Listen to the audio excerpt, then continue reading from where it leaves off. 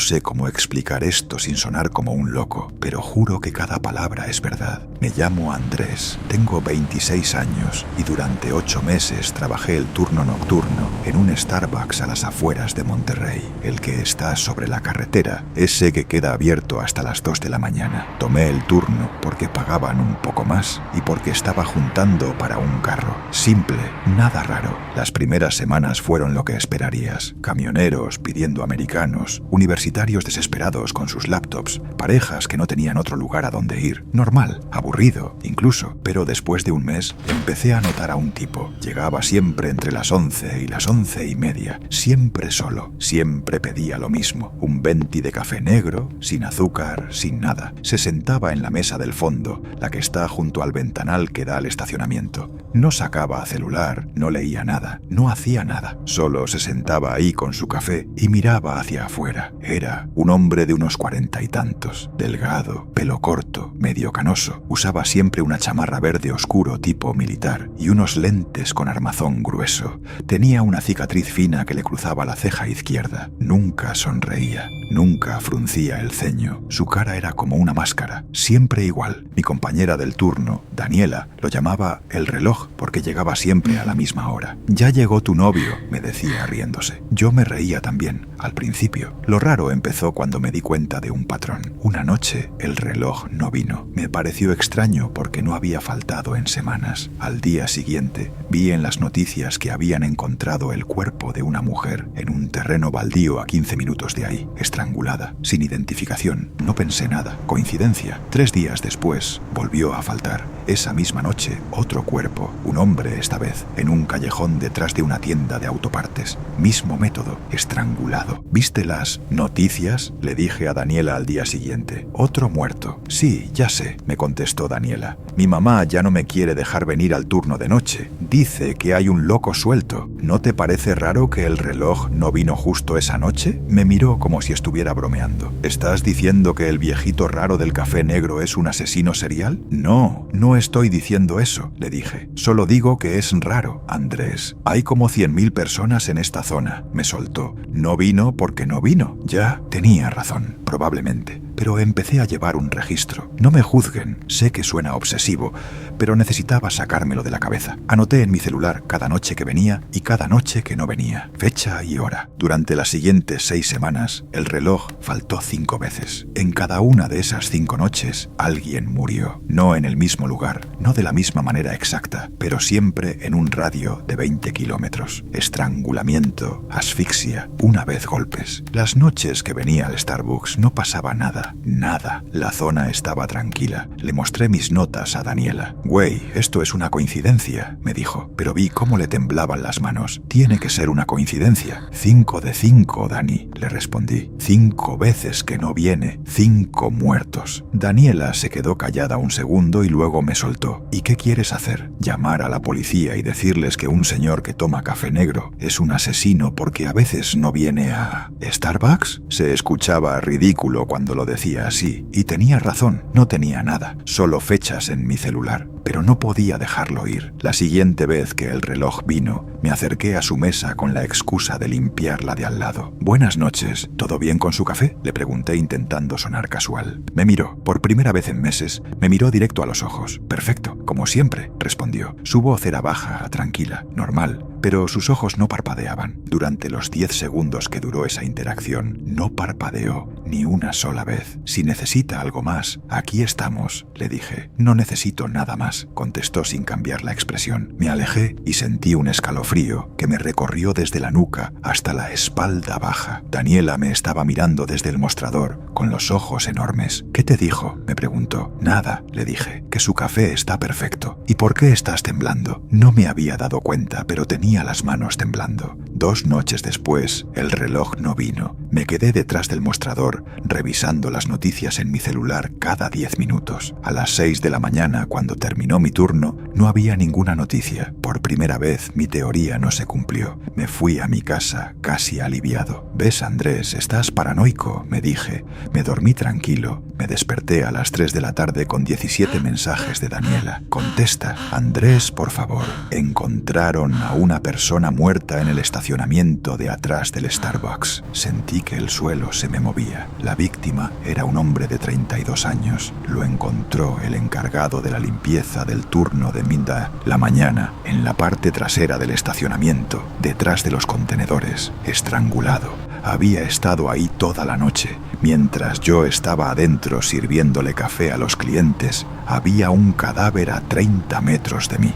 Llamé a la policía esa misma tarde. Les conté todo. Les mostré mis notas, las fechas, las coincidencias. El oficial me miró con una mezcla de lástima y escepticismo. «Mira, te agradezco la información», me dijo. «La vamos a registrar, pero un señor que a veces viene a tomar café no es exactamente una pista sólida». «Pero las fechas coinciden», insistí. «Todas». El oficial suspiró. «Las fechas coinciden con muchas cosas, con las fases de la luna, con los días de quincena, con los partidos de fútbol. Las coincidencias no son evidencia». Salí de la estación sintiéndome como un idiota. Esa noche volví al turno y ahí estaba el reloj. 11:15 de la noche, chamarra verde, lentes gruesos, café negro Venti, mesa del fondo. Pero esta vez hizo algo diferente. Cuando se levantó para irse, pasó junto al mostrador y se detuvo. Me miró y sonrió. Era la primera vez que lo veía sonreír en 8 meses. No era una sonrisa normal, era lenta, controlada, como si cada músculo de su cara se moviera con un propósito específico. Y me dijo, con esa voz baja y tranquila: «Bonitas notas en tu celular, Andrés». Se dio la vuelta y salió. Nunca volví a verlo. Nunca regresó al Starbucks. Renuncié 3 días después y me mudé a casa de mis padres en Guadalajara. Los asesinatos en esa zona pararon durante 2 meses. Después empezaron de nuevo, pero en otra ciudad. Nunca atraparon a nadie. A veces, cuando no puedo dormir, abro las notas de mi celular y miro esas fechas. Y me pregunto si las sigo teniendo porque necesito recordar o porque él quiere que recuerde. Si esta historia te puso los nervios de punta, espérate a la siguiente. Y si todavía no estás suscrito, este es el momento. Dale al botón para no perderte ninguna historia.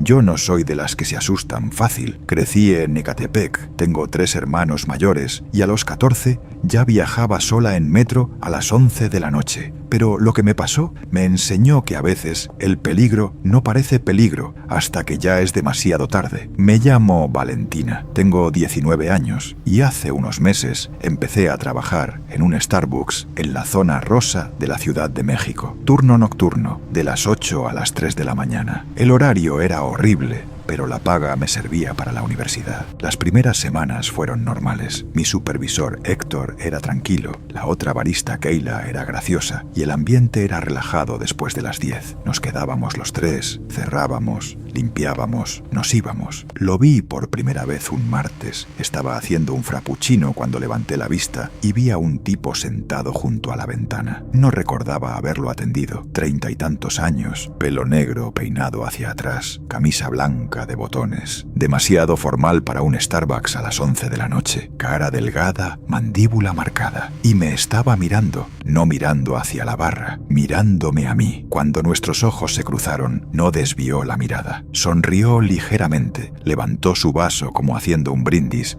y volvió a mirar su laptop. Qué raro, pensé, y ya.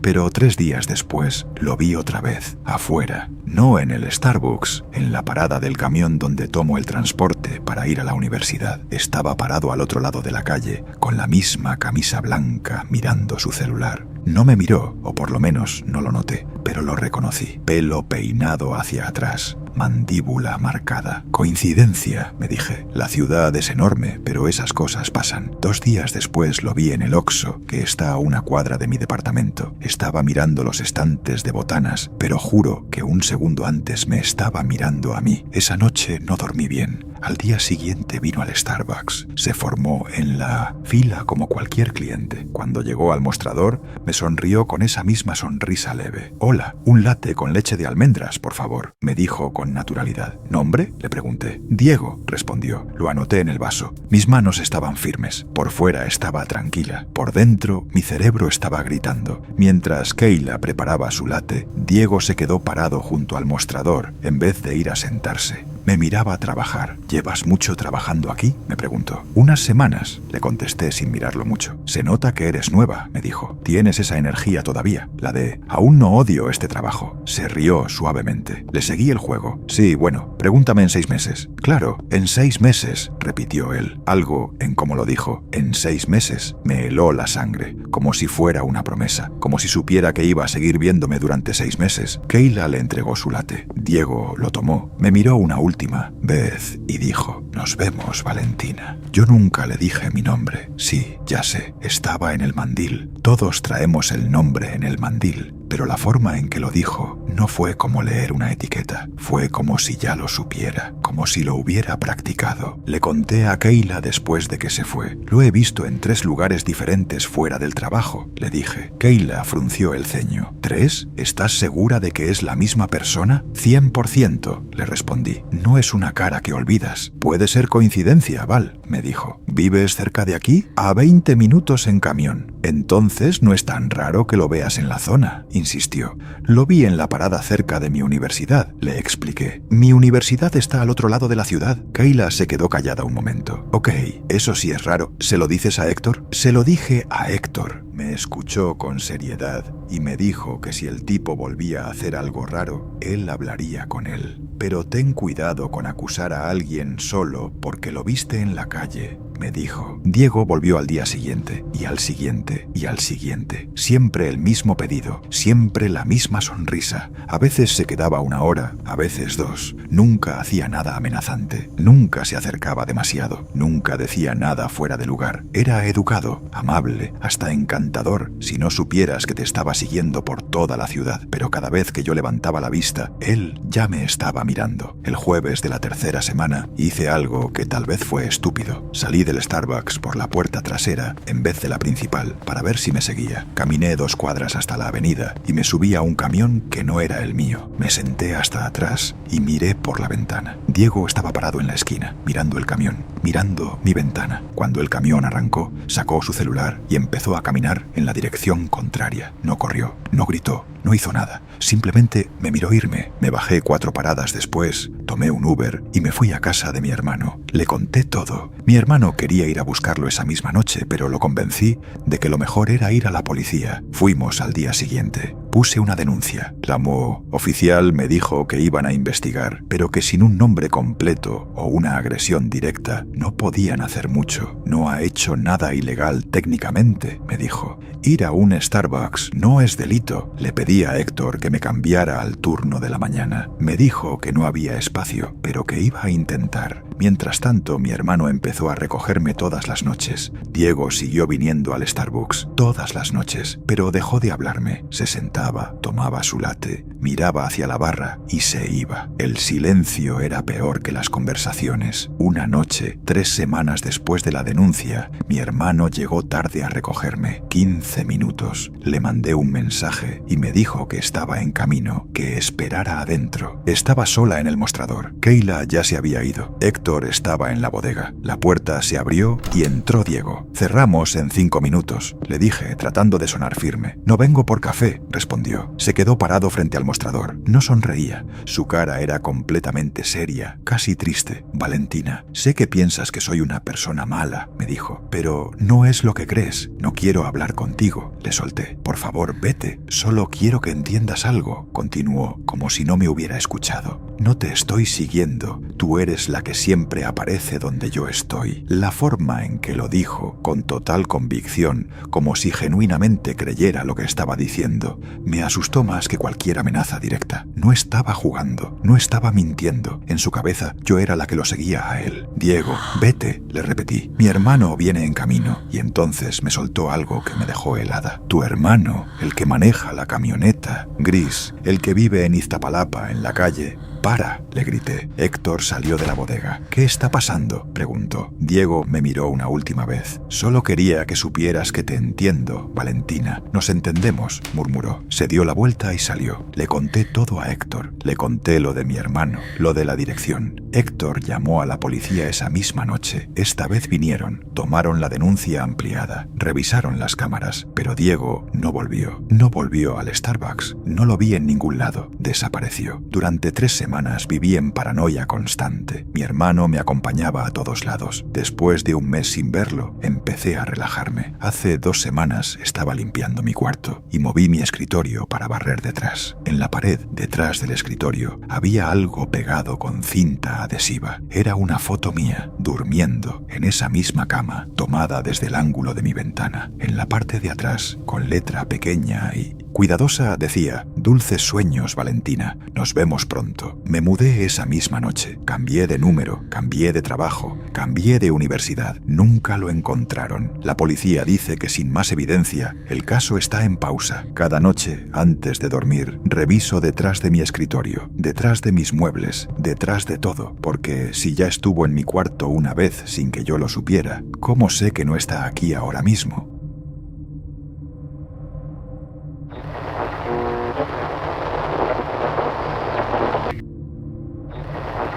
Esto me pasó hace un año y todavía no puedo hablarlo sin que se me quiebre la voz. Necesito contarlo porque las personas que lo vivieron conmigo ya no quieren hablar del tema. Actúan como si nunca hubiera pasado. Me llamo Renata, tengo 24 años. Trabajé durante un año en un Starbucks en Valparaíso, Chile. No el del centro, uno en una calle secundaria, alejado, que casi nadie conoce. Se mantenía por los clientes de la zona y por el turno nocturno que atendía a trabajadores de un hospital cercano. El turno nocturno éramos 3, yo, Tomás y Felipe. Tomás tenía 30 años y llevaba más tiempo que nadie en esa sucursal. Callado, serio, un poco huraño, pero buena persona. Felipe tenía 22 y era el opuesto. Hablaba sin parar, hacía chistes malos y cantaba canciones de reggaetón mientras limpiaba las mesas. Nos llevábamos bien, éramos un buen equipo. El Starbucks tenía un sótano. No era nada raro. Muchos locales en esa zona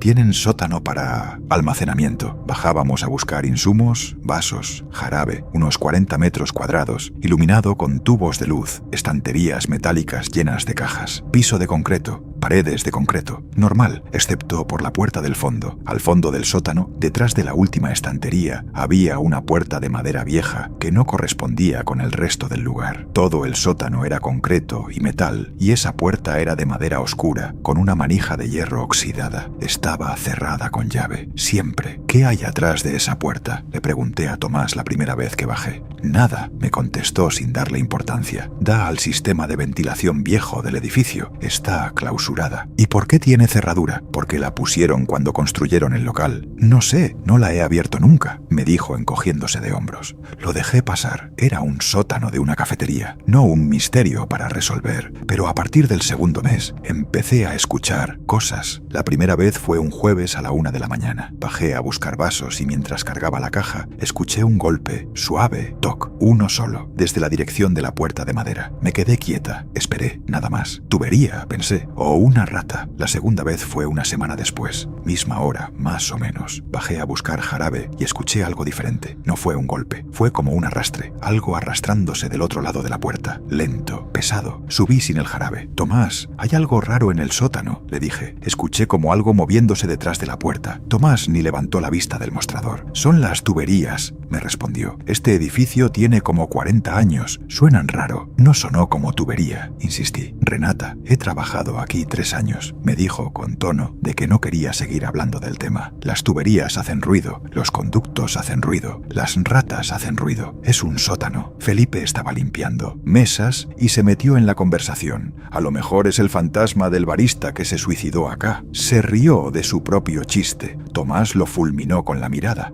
No digas estupideces. ¿Qué? ¿Era broma?, se defendió Felipe. Pues no tiene gracia, le cortó Tomás. Algo en la reacción de Tomás me pareció demasiado fuerte para un simple chiste, pero no dije nada. Los sonidos siguieron. Cada noche se volvían un poco más claros. Golpes suaves contra la madera, arrastres, y después de 2 semanas, algo nuevo, murmullos, no palabras que pudiera distinguir, más como una vibración baja, continua, que sentía más en el pecho que en los oídos. Le dije a Tomás que quería abrir la puerta. No, me respondió en seco. ¿Por qué no?, le pregunté. Si son tuberías, abrimos, vemos las tuberías y ya. Porque no tengo la llave, me dijo. Solo la tiene el dueño. Entonces, pidámosela. Tomás me miró serio. Renata, déjalo. En serio, es un sótano viejo. Hay ruidos. Es normal. pero no era normal, porque una noche a las 2 de la mañana bajé al sótano y la puerta estaba entreabierta. La puerta, que siempre estaba cerrada con llave, abierta unos 10 centímetros. Del otro lado, oscuridad total, pero el aire que salía era frío, mucho más frío que el sótano, y tenía un olor extraño, como metal viejo mezclado con algo dulce. Olor que te daba ganas de acercarte y al mismo tiempo te decía que corrieras. Subí corriendo. Tomás, la puerta está abierta, le dije casi sin aliento. Tomás dejó de hacer lo que estaba haciendo. Me miró y vi algo que no le había visto antes. Miedo. ¿Entraste?, me preguntó. No, le dije. ¿Viste algo? No, estaba oscuro. Tomás agarró una linterna del cajón y bajó. Lo seguí, pero me quedé en la escalera. Lo vi caminar hasta el fondo del sótano, llegar a la puerta y cerrarla de un golpe. Después sacó algo de su bolsillo, una llave, y la cerró. Subió sin decir nada. Se lavó las manos en el fregadero del mostrador. Le temblaban. ¿Tenías la llave?, le pregunté. No me contestó. Tomás, ¿tenías la llave todo este tiempo?, insistí. Me miró directo y me habló con una seriedad que nunca le había escuchado. Renata, escúchame bien. No vuelvas a abrir esa puerta. No vuelvas a bajar sola al sótano después de medianoche. Si necesitas algo de... ¿Abajo? ¿Me dices? Y bajo yo. ¿Qué hay detrás de esa puerta?, le pregunté. Nada que quieras ver, respondió. Eso no es una respuesta. Es la única que te voy a dar, me dijo, y se dio la vuelta. Felipe, que había escuchado todo, se acercó. Ok, ya en serio, ¿qué pasa con la puerta esa?, preguntó. Tomás nos miró a los dos. Vi que estaba calculando qué decirnos. Finalmente habló. Cuando empecé a trabajar aquí, había otro empleado, nos dijo. Se llamaba Martín. Trabajaba el turno de noche conmigo. Un día Martín bajó al sótano y no subió. Lo busqué y lo encontré parado frente a la puerta, con la mano en la manija. No se movía, no respondía. Era como si estuviera dormido, pero de pie. Tuve que jalarlo para sacarlo de ahí. ¿Y después?, le pregunté. Después se obsesionó con la puerta, continuó Tomás. Quería abrirla, quería saber qué había adentro. El dueño le dijo lo mismo que a mí. Conductos de ventilación viejos, nada más. Pero Martín insistió. Una noche consiguió la llave, no sé cómo, y la abrió. ¿Qué había?, preguntó Felipe. No lo sé, respondió Tomás. Cuando llegué al turno, Martín ya no estaba. La puerta estaba abierta. Bajé y lo llamé, pero no respondió. Cerré la puerta. El dueño vino al día siguiente, la cerró con otra llave y me dijo que Martín había renunciado. ¿Y le creíste?, le dije. No, admitió. Pero tengo una hija de 4 años y necesito el trabajo. El silencio que siguió fue el más pesado que he sentido en mi vida. Felipe no hizo ningún chiste. Yo no hice ninguna pregunta más. Nos quedamos los tres detrás del mostrador hasta que terminó el turno, sin bajar al sótano. Pero las cosas empeoraron. Los murmullos ya no eran solo en el sótano. Empecé a escucharlos arriba, detrás de la pared de la bodega, en el baño. Esa vibración baja que te llena el pecho. Y empezó a pasar algo más. Las luces del sótano se apagaban solas. No se fundían, se apagaban y se volvían a encender cuando subías la escalera y mirabas hacia atrás, como si algo quisiera que bajaras a oscuras. Felipe fue el primero que cambió. Dejó de hacer chistes, dejó de cantar. Un día lo encontré parado frente a la puerta del sótano, mirando hacia abajo sin moverse. «Felipe, ¿estás bien?», le pregunté. «¿No lo escuchas?», me dijo sin voltear. «¿Escuchar qué?». «Alguien está hablando abajo», susurró. «Alguien me está llamando». «No hay nadie abajo», le dije, tratando de sonar tranquila. Se volteó a verme y tenía los ojos rojos, como si no hubiera dormido en días. «Dice mi nombre, Renata», me dijo. «Lo escucho claro. Me dice que baje», le dije a Tomás. Tomás habló con Felipe. Después de ese turno, Felipe no volvió. Simplemente dejó de venir. Le mandé mensajes y nunca contestó. 3 semanas después, la mamá de Felipe vino al Starbucks preguntando por él. «¿No ha venido a trabajar?», nos preguntó con la voz quebrada. «No ha vuelto a casa en 5 días». Tomás y yo nos miramos. Felipe no trabajaba ahí desde hacía 3 semanas. Nunca lo encontraron. Renuncié al día siguiente. Tomás me acompañó a la parada del bus esa última noche. Antes de que me subiera, me agarró del brazo y me dijo algo que todavía me quita el sueño. «Renata, la noche que la puerta estaba abierta,